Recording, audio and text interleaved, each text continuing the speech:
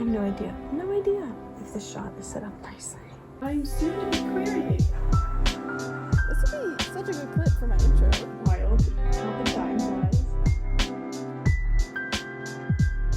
Hello everyone and welcome back to Grace's Bookmark. It is noon, no, it's 1:30 and I am about to do a live stream in an hour and a half on my computer, but right now I just wanted to film like a little writing update video because I realized that I update you well, kind of, during my monthly wrap-up videos. Like every month I talk about my writing projects briefly, but I realized I haven't really done like a deep dive into how my writing projects are going and progressing. I hope the lighting is good. Yeah, so basically I just want to talk about that. Talk like about my writing, like actually like how it's actually going, instead of just like a little short snippet. So this video is dedicated to that, and I need to film it before the sun hits me because it can get quite hot. If you're confused by this background, or it's been a while since you've tapped into one of my videos, or if you're new here, hello. I'm in Germany for the summer for an internship, and this is the balcony of my apartment. I don't know if you can see these mountains, but those are the Swiss Alps in the background. Can you see them? Let's talk about my 3 writing projects. Wow, I can't believe I have 3 concurrent kind of, right? Anyway, if you had asked me when I first started this channel, Grayson, can you work on more than one project at once? I would have said, absolutely not, ain't no way. I'm really like dedicated to like one thing at a time. But that is not the case anymore. So thus having an update on 3 projects right now. Granted, one of them is in a different stage of writing than the others, but like I am shocked and impressed at the self-growth of being able to work on 2 projects at the same time and draft them. I'm gonna stop being vague now and actually give you details of what the heck I'm talking about. So yeah, let's talk about Project Seaside, or Seaside as it is known on my channel. This is a project that I started August of 2020. Yes, August of 2020, and I started querying that. It went through 10 drafts, and I started querying it on March 31st, 2023. The freaking 3-month anniversary of me querying is in like 6 days from now, so that's super cool. It definitely feels like it's been longer than 3 months because querying is just like, it's so much waiting, and you're like always waiting. So I've been querying that for about 3 months. I've been opening my little letters like of encouragement.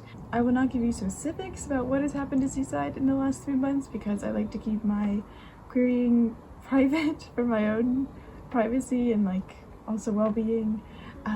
But I'll give you like a vague idea. I have sent out, you know, a fair number of queries at this point, as is to be expected.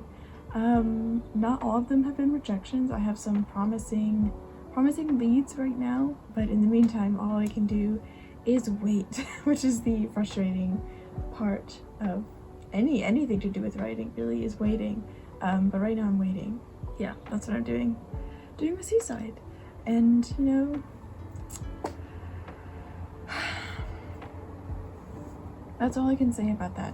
I do want to say that I am still very, very proud of Seaside. Seaside is a, oh my god, I completely forgot to mention like what Seaside is again. It is a YA LGBT plus romance. It is set by the sea. There is a lighthouse in this book. There is cinnamon bread, boys on bikes. The premise is that Luca, he's the main character, or one of the main characters, his boyfriend passed away in the summer 6 months ago, and it is currently November, and he is selling bread for his father to try to make ends meet for his household.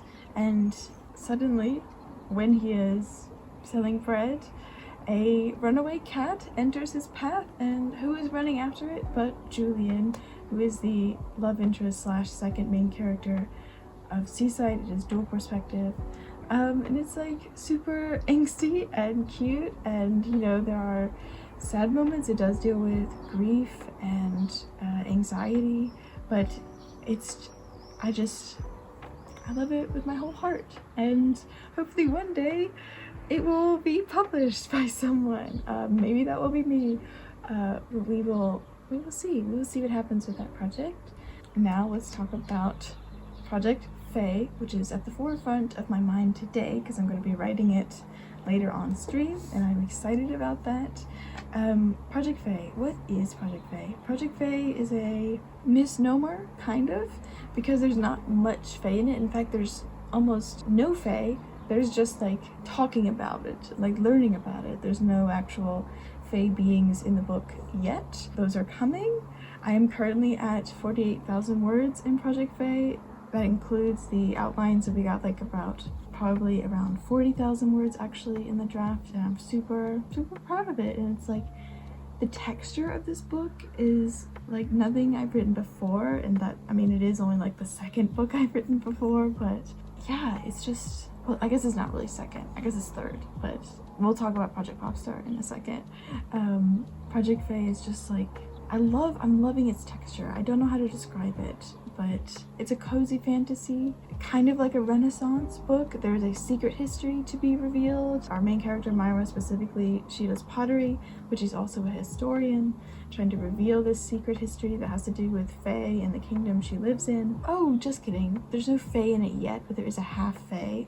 At this point, I accidentally wrote myself 3 love interests when there were supposed to be 2. So, in the end it's gonna be 2, but right now it's 3, and I'm having fun with that, having fun misleading the reader, like, oh, is it this one? No, it's those 2. Anyway, it's super fun. I love it. Lots of partying in this book, lots of like social life. It's decadent. It's also like intriguing, and I just really like it. It is third-person perspective from Myra's point of view.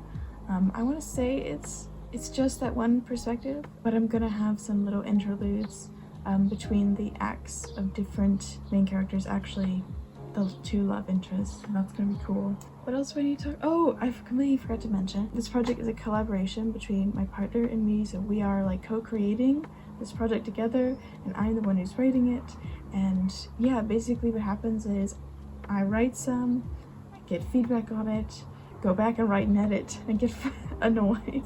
I say that with good humor. This is my first project I've ever co-written with someone, and yeah, like, arguments are inevitable, but honestly it makes the book better, so like I wouldn't change it for anything. And if I wrote this book by myself, it would not be as good, nor become this quickly this good, because when one of us spots something that's like, that's a little off, I'm like, you know what, fine, I hate that you're right, but you're right, I'll make it better. And that's how our dynamic is with that. I plan to be done maybe by the end of this year with the first draft. I don't know, it really depends on our schedules, and I'm going to be restarting, going back into my master's program in the fall. You know, just like a book takes a really long time to write. This project was started at the end of February of this year, so we haven't been writing it for very long. Am I close to the midpoint? Not really. I can see it. It's in my sight though, and that's good. Now finally, let's talk about Project Popstar, because unfortunately or fortunately it has seen a resurgence on my channel, and you might ask why Grayson, you are currently writing Project Fae, that is your job right now, and I agree with you. I honestly am writing Project Popstar because I have a lot of free time, and in the meantime, while I'm waiting for feedback on Project Fae, I still get like the writing itch, like the drafting urge, and how I combat that is by going into Project Popstar. So I posted a one-day vlog recently in this apartment where I just like looked at both partial drafts of Project Popstar, and I was like, okay, what the heck is going on? How can I make this better? How can I restart this? And I figured it out. That video will be linked in the description. Oh, my nose is itchy. And in the cards, I think it's up here. Yeah, you should go watch that because that video is really fun. It's honestly an emotional journey for me. What is the history of this project? I want to say I started Project Popstar for a NaNoWriMo event of 2021, and then the last time I touched it was June 2022, and I officially restarted it. It was either June or May. I think it was June of this year. So like a whole year later, restarting it, revamping it. And I have so much freaking work to do with Project Popstar. It's very daunting. So honestly, when Project Popstar gets too overwhelming, I go back to Project Faye. Project Popstar is really experimental in style. It is making me a better writer. It is really difficult to write because I've never written something like this before, and I'm like second guessing what I'm doing all the time because I'm like, is this, like, are we sure? Are you sure about that? Like, is this the right way to do it? And I don't know, and I won't know until I finish it, until I actually get to the end. This project is sprawling. It has so many different voices and characters in it. It's like a huge cast of characters. It is about a pop star in name, but not in reality, because it's, I would say, like the artist in question is like kind of like pop punk, like not quite a pop star, maybe like alt music. I'm sure that doesn't really matter. The story centers on the relationship, well, I mean, it used to center on the relationship between the pop star and my main character Erin, but now like the narrator is her own character. She is looking into the lives of this huge cast of characters that all revolved around what I'm calling the incident. And basically this like incident blew up, for better or for worse, a record company, and it is like everything leading up to that, what the heck happened, and then the fallout, and then how like the various people in that scenario like rebuilt themselves or failed to rebuild themselves. So it's like a very it's a long timeline of what the heck happened, and I hope I can actually make it interesting, because most of the time when I'm writing it, I'm like, okay, but why does the reader care about this? Like, why would the reader care about the main character's best friend in high school? Like, why am I giving that character's voice? And you know, most of the time I don't really know. I'm just writing it as I see it. I've also added some first-person interludes into this book, so I don't know. It's like, this book is so messy. I hope I can actually pull it off in the end. So Project Popstar is going. So I restarted it, and I'm just starting work on chapter 3. So we got a little bit of the way there, but it's gonna be a while before I can, like, I don't know, finish it. Not this year, but I will say that I did finish my New Year's goal of figuring out what the heck to do with Project Popstar, because now I figured it out, and I'm proud of that. Okay, I think that was like all I needed to say about my writing projects. I hope you guys like this video. I hope you guys like this update. Let me know how your writing projects. You know what? No. I want to know specifically, what is the longest amount of time you've ever spent with a project, and whether that's finished or unfinished? For me, that would be Seaside, and we're rounding onto a full 3 years soon in August, and that'd be like forever to me. Like, I can't believe that. That was like before I even started my AuthorTube channel. It's ridiculous. This is wild.